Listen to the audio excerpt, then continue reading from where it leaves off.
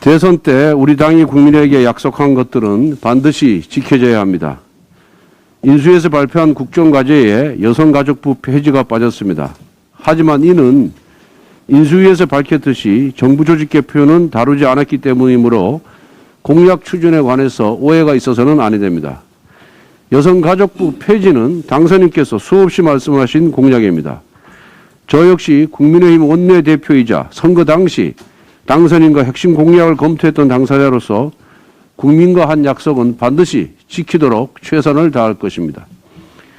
분명하게 말씀드립니다. 새 정부에서 여성가족부 폐지는 시한부 부처입니다. 폐지를 위한 입법과 아울러 내부적으로 무엇이 문제인지 철저히 파악한 후 부처의 순기능을 어느 곳에서 담당할지 등을 검토하겠습니다. 많은 사람들은 다수당인 민주당의 동의가 없으면 여가부 폐지가 불가능할 것이라고 예단합니다. 그러나 현실의 어려움을 인식하는 것과 현실의 어려움을 핑계로 아무것도 하지 않는 것은 분명히 다릅니다. 저희 국민의힘은 여성가족부 폐지를 내용으로 하는 정부조직법 개정 법률안을 제출하겠습니다. 물론 172석 거대 정당 민주당에게 가로막힐 가능성이 큽니다. 그럼에도 불구하고 국민들에게 공약을 추진하려는 우리 당의 의지와 신의를 보여주어야 합니다. 부족한 의석은 국민의 지지로 채워갈 수 있습니다. 또한 병사봉급 200만 원은 기재부 장관 후보자와 논의해서 예산 마련 방안을 계속 검토 중입니다. 현재로서는 물리적으로 2025년이 가장 빠르다고 확답을 받은 상태입니다만 조금이라도 단축할 수 있도록 계속 노력해 나아가겠습니다. 누군가의 희생으로 우리의 자유와 안전이 보장받고 있다면 타당한 보상을 해야 합니다. 이것은 국가의 기본 책무입니다. 어려울수록 초심으로 돌아가야 합니다. 누가, 왜 우리를 지지했는지 잊어서는 안 됩니다. 어려움이 있더라도 우리의 마지막 대답은 그럼에도 불구하고라는 말로 시작되어야 합니다. 그럼에도 불구하고 국민과의 약속은 지켜져야만 합니다. 지난해 7월 여야는 21대 국회 출범 1년 3개월 만에 원구성을 정상화했습니다. 당시 여야는 대선 결과와 상관없이 후반기 국회 법사위원장은 국민의힘이 맡는 것으로 합의했습니다. 이는 민주당이 1년 넘게 상임위를 독식하며 의회 독재를 자행한 것에 대한 반성문이나 마찬가지였습니다. 그런데 민주당은 정권 교체가 되자마자 말을 바꾸고 있습니다. 원구성 협상을 원점에서 논의하자는 것입니다.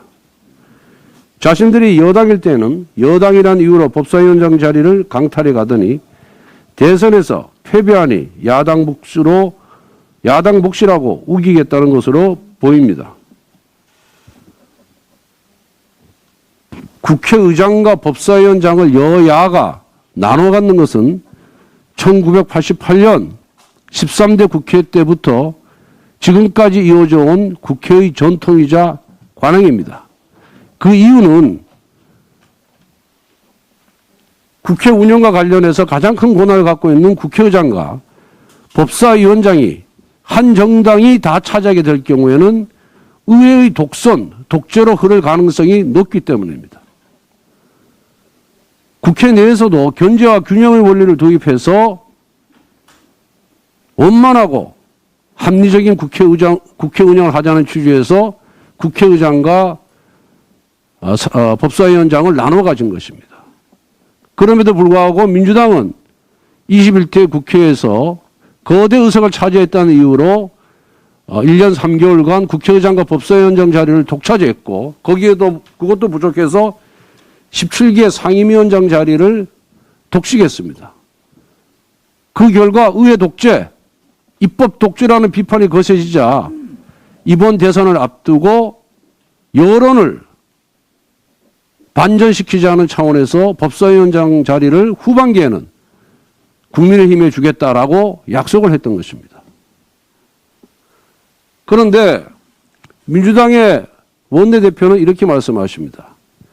이번 검수완박 악법과 관련한 여당 중재안 합의를 우리가 파기했기 때문에 이 법사위원장 논의도 파기하겠다 이렇게 얘기를 하고 있습니다. 그런데 여야 간의 정치권의 합의가 국민의 의사를 넘을 수가 없습니다. 국민과의 약속과 정치권의 합의가 충돌할 때는 국민과의 약속, 국민의 의사, 국민의 동의가 우선해야 되는 것은 정치의 기본 원리입니다. 그런데 여야 간에 상임위원장을 나눠서 배치하는 것은 원만한 국회 운영을 위한 국회의 동의이고 이거는 국민의 민생과도 관련이 없습니다. 그렇기 때문에 여야가 의장과 법사위원장을 나눠갖고 상임위원장을 의석수에 비례해서 차지하기로 한 것에 대해서는 국민들 동의가 있는 것입니다. 그렇기 때문에 이 두 가지 사안을 비교하는 것은 적절치가 않다. 분명하게 말씀을 드립니다. 그리고 법사위원장과 의장을 동시에 다 차지하겠다는 것은 정말 독설이자 뻔뻔스러움이 극치라고 아니할 수가 없습니다. 동네 반상회도 이렇게 운영하지는 않습니다. 더구나 민주당은 국민에게 동의받지 못한 검수완박 악법 합의에 대해서는 이행을 촉구하면서 우리 당을 비판하더니 국민에게 박수받은 원구성 협상은 파기하겠다고 합니다. 자기 기만이자 민심 역주행입니다. 지금 우리 국회는 172석에 이르는 민주당이 상임위 및 본회의 소집과 법안 처리, 의원 징계까지 마음먹은 대로 할 수 있는 의회 독재 상황입니다. 민주당은 법사위원장까지 차지해서 얼마나 더 많은 폭거를 저지르려고 하는 것인지 이해할 수가 없습니다. 민주당의 원구성, 협상 파기 선언은 정당성도 명분도 없습니다. 국민 눈에는 치졸한 대선 분풀이로 보일 따름입니다. 민주당은 더 이상 국회를 우습게 만들지 마십시오. 민주당이 또다시 나쁜 선례를 만든다면 이는 반드시 부메랑이 되어 돌아갈 것임을 상기시켜 드립니다. 오늘 좀 발언이 많아서 죄송합니다. 민주당이 우리 당의 김기현 의원과 배현진 의원에 대한 징계안을 제출했습니다. 소수당의 재갈을 물리려는 다수당의 갑질 횡포이자 검수완박 악법 날치기로 악화된 여론을 전환하기 위한 물타기입니다. 정작 징계를 받아야 할 대상은 민주당의 박강원 법사위원장, 민영배 의원입니다. 검수완박 악법 날치기를 위해서 민영배 의원은 민주당을 위장 탈당, 꼼수 탈당까지 하면서 국회법을 유린하였습니다. 박강원 법사위원장은 위장 탈당 꼼수를 알면서도 민영배 의원을 안건조정위원으로 선임했습니다. 직권을 남용해서 안건조정이 무력화의 공범을 자처했습니다. 뿐만 아닙니다. 여야 간의 합의가 없는 법사의 일방적인 처리, 회기 쪼개기를 통한 필리버스터의 무력화, 본회의 시간 일방 변경 등 민주당이 저지른 꼼수와 편법은 한두 가지가 아닙니다. 이로 인해 우리 국회는 조롱거리가 되었습니다. 민주당은 우리 국회의 명예와 권위를 완전히 실추시켜버렸습니다. 이에 우리 국민의힘은 민주당 박강원, 민영배 의원에 대한 징계안을 오늘 제출합니다. 징계안은 동일한 기준과 잣대로 심사되어야 합니다. 민주당은 의원 징계마저도 내로남불해서는 아니 됩니다. 이상입니다. 미국 연준이 기준금리 0.5% 인상을 발표했고 추가적인 인상도 가능하다는 예측이 나오고 있습니다. 미국의 상황도 문제지만 우리나라에도 원달러 환율이 4일 기준 1262원을 기록하는 등 심상치 않은 오름세를 보이고 있고 4월 외환 보유액도 4,493억 달러로 두 달 연속 감소하는 등 외환시장 불안정이 커지고 있습니다. 이미 민생은 물가 폭등과 이자 폭탄의 절벽 앞에 서 있는 상황입니다. 문재인 정권이 만들어 놓은 유산입니다. 다음 주 10일에 출발하는 윤석열 정부가 민생 안정이라는 최우선 과제를 해결하기 위해서는 외환시장과 금융시장의 불안정성을 제거하는 것이 중요합니다. 이를 해결을 하기 위해서는 한미 간 통화수화프 체결이 반드시 이루어져야 합니다.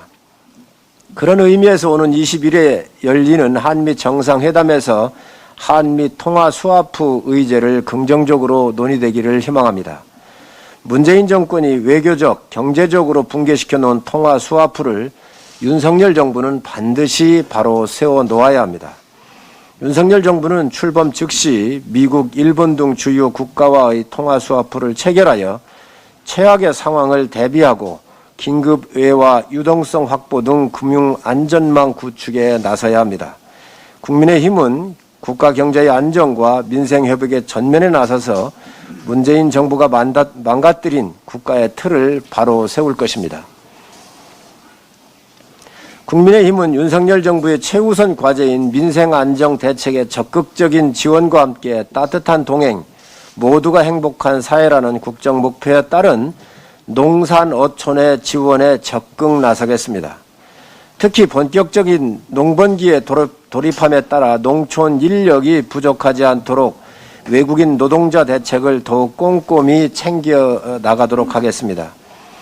외국인 노동자의 일일 임금은 과거 7, 8만 원 정도였으나 현재 14,5만 원에 이르고 있고 인력 수급조차 로또 당첨만큼 어려운 상황에 직면해 있습니다. 16,000명이 6개 나라에서 수급되어는 상황이지만 코로나19로 수년째 수급되지가 않아 농산 어촌의 부담이 전가되어 왔습니다. 이 또한 문재인 정권이 농산 어촌을 방치한 이유입니다. 외교부와 법무부는 코로나19와 현지 상황으로 인해 입출국 애로가 없도록 해당 국가와 긴밀하게 협력하고 우리나라 지자체에도 중앙정부 차원의 적극적인 지원을 해주기 바랍니다. 보건복지부는 백신 미접종으로 인한 입국 문제가 없도록 접종 지원책을 마련해 주시고 국토교통부는 항공편 이용에 불편함이 없도록 만전을 기해 주시기 바랍니다. 또한 공익직불금과 같은 정책이 현실적으로 농촌에 도움이 될 수 있도록 서둘러 보완책을 마련해 주시기 바랍니다. 농촌의 안정이 곧 대한민국의 안정입니다. 농축수산물의 안정적인 공급이 곧 밥상물가 안정의 기반입니다. 각 부처가 농촌의 문제 해결에 적극적으로 힘을 모아야 하는 이유입니다. 국민의힘은 말로만 물가 안정, 농어가 소득 안정을 외치는 것이 아니라 필요한 대책이 즉시 시행될 수 있도록 윤석열 정부 출범 즉시 당정 협의를 통해 인력 등 여러 가지 농어촌 대책에 대해서 검토하도록 하겠습니다. 간사님, 예, 유성걸 기재위 간사님. 예, 기재위 간사 유성걸 의원입니다. 좀 전에 정책위 의장께서도 미 연준의 빅스텝을 말씀을 하셨습니다. 미국이 현지 시간 4일 기준금리를 통상 인상폭의 2배인 0.5%포인트를 올림으로써 연방금리가 0.75%에서 1%로 급등했습니다. 미국의 공격적인 통화 긴축 정책인 빅스텝은 IT 버블이 한창이던 2000년 이후에 22년 만에 단행한 것입니다. 그만큼 상황이 위중하다는 것을 뜻하게 되겠습니다. 미 연준이 지난 3월 3년여 만에 기준금리를 0.25%포인트 올림으로써 긴축 전환의 신호탄을 쐈고 또 앞으로 퀀티타티브 타이트닝, 즉 양적 축소도 이미 예고되고 있는 그런 상황입니다. 코로나19로 풀린 유동성 회수에 서막이 올랐습니다. 이러한 상황에서 앞으로 한은의 금리 인상도 충분히 예견되고 있는 그런 상황입니다. 미국의 추가 빅스텝으로 기준금리가 만약에 금년도에 2% 또는 내년도에 그보다 더 높아지게 되면은 금리 역전을 걱정을 하고 또 거기에 관련돼서 대응을 하기 위해서 국내 기준금리 역시 급등하게 될 것이라는 그런 예상이 우세합니다. 작년 말 기준으로 해서 1,862조 원을 기록한 가계부채가 지금 현재 경제 위기에 큰 내관이 되고 있습니다. 이렇게 되었을 때에 금리 인상으로 인해서 서민 그리고 자영업자 중소기업체의 부담은 크게 늘어날 가능성이 있습니다. 또한 원자재 값 상승으로 2달 연속 무역 적자가 계속되고 있는 상황입니다. 환율도 지금 급등하고 있습니다. 원화 가치가 급락하고 있는 그런 상황에서 경제 성장률 전망도 낮아지고 있는 그런 상황입니다. 이런 위기 상황 속에서 마지막 버팀목인 재정 건전성을 보면은 문재인 정권 5년 동안 심각하게 악화되어서 재정을 통한 경제 위기 극복의 기대 효과를 보기가 어렵다는 그런 전문가들의 견해가 많습니다. 윤석열 정부는 출범과 동시에 전례 없는 대내외 경제 리스크를 직면하고 있는 그런 상황이 되겠습니다. 이런 상황에서 기재부와 한은 등 경제정책기관들은 원만한 소통과 함께 차기 정부의 모든 역량을 경제위기 극복에 쏟아야 되겠다는 말씀을 드립니다. 이상입니다. 예, 문재인 정부가 이제 3일 남겨놓고 있습니다. 예, 촛불혁명으로 등장한 정부라고 하면서 정권 초기부터 적폐청산을 한다고 내로남불을 말했습니다. 내가 하면 로맨스, 남이 하면 불륜, 내가 하면 정의, 남이 하면 적폐. 지난 정부의 모든 것을 적폐로 몰아가면서 지난 5년 내내 적폐몰이하면서 대한민국을 정말 구석구석을 망가뜨리고 혼란시켜 왔습니다. 생전 듣도 보도 못한 소득주도 성장한다. 그리고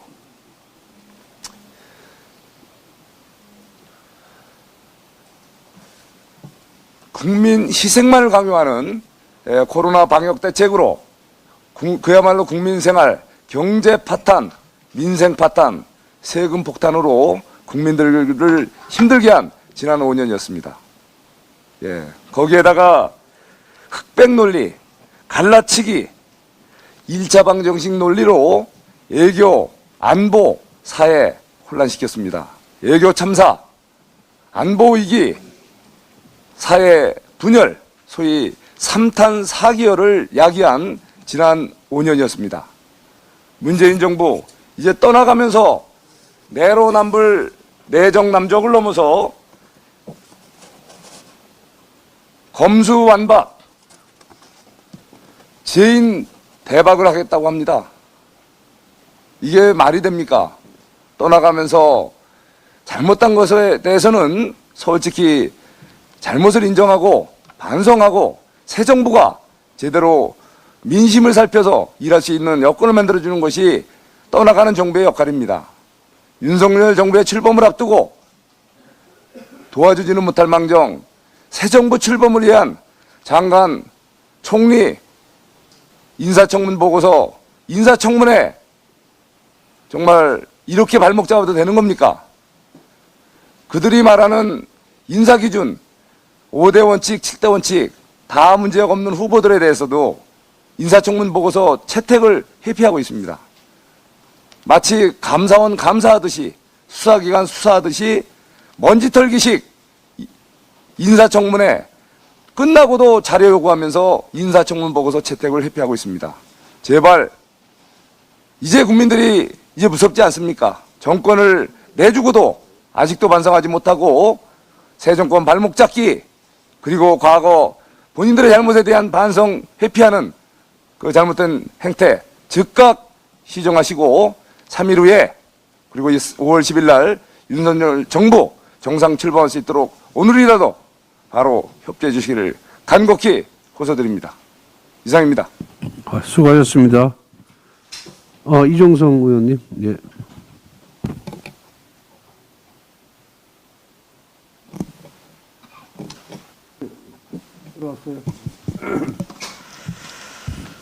네, 인사청문회 과정에서 민주당의 발목 잡기가 도를 넘고 있습니다.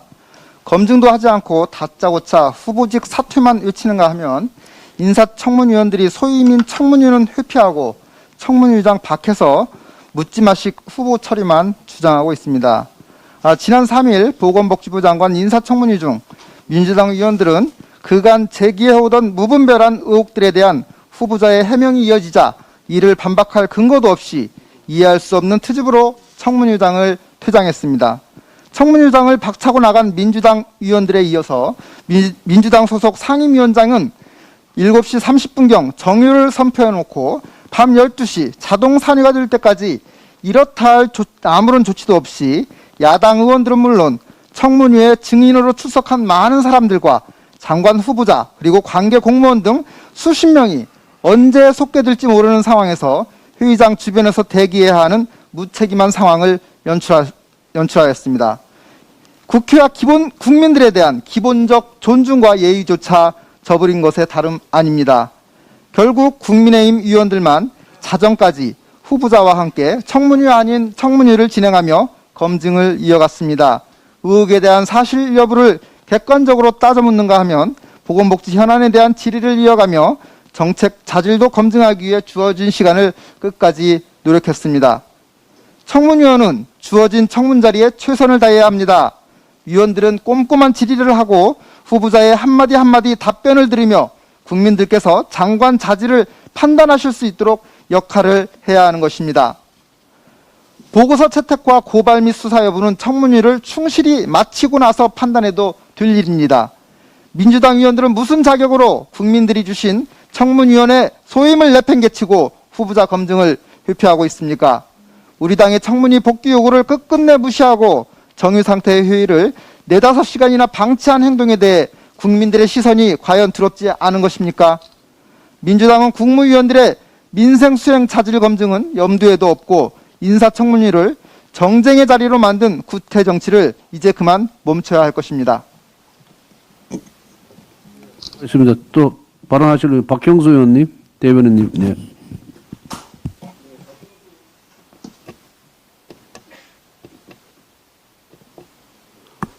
박형수 원내대변인입니다. 민주당의 박홍근 원내대표께서 하반기 원구성 협상과 관련해서 법사위원장을 계속해서 민주당이 차지하겠다라는 그 속셈을 드디어 드러냈습니다. 국민 여러분들께서 잘 아시다시피 21대 원구성 협상 시에 그때도 민주당은 법사위원장과 의장을 독식하겠다라는 그런 주장을 밀어붙여서 결국은 그 원구성 협상이 파행으로 치달았습니다. 그 후에 17개 상임위원장을 민주당이 전부 독식해서 1년 이상을 운영을 했습니다. 그러다 국민적인 반대에 부딪히고 민주당 내에서도 그에 대한 반성들이 있어서 작년 7월에 원구성 협상을 하반기에 정상적으로 하기로 합의를 한 것입니다. 이 합의를 깨뜨리고 다시 법사위원장을 민주당이 계속해서 차지하겠다는 것은 당시에 의회 독재로 되돌아가겠다라는 그런 발상이라고 볼 수밖에 없습니다. 그리고 박홍근 대표가 지금 검수완박 법안에 대한 중재안 합의 파기나 또 지금 원구성 협상의 합의 파기나 마찬가지라고 지금 얘기를 하고 있는데 그 부분은 전혀 논리가 다릅니다. 원구성 협상에 대한 우리 합의 때는 전 국민이 박수를 쳤습니다. 거기에 반대하는 국민 단 한 분도 안 계셨어요. 그런데 검수완박 중재안에 대해서는 많은 국민들께서 대다수의 국민들께서 선거사범이나 공직자범죄가 빠진 부분에 대해서 아주 커다란 비판을 하셨어요. 그래서 우리는 검수완박 합의를 중재안을 받아들이지 않고 다시 협상을 해야 된다라고 주장을 했던 것입니다. 이 근본적인 차이를 이해하지 못하고 이것을 동일선상에다가 놓고 말한다라면은 민주당은 정치를 처음부터 다시 배워야 할 것입니다. 이상입니다. 수고하셨습니다. 더 이상 발언하실 의원님들 안 계시면은 비공개 회의로 전환하겠습니다. 언론인 여러분들 수고하셨습니다. 감사합니다.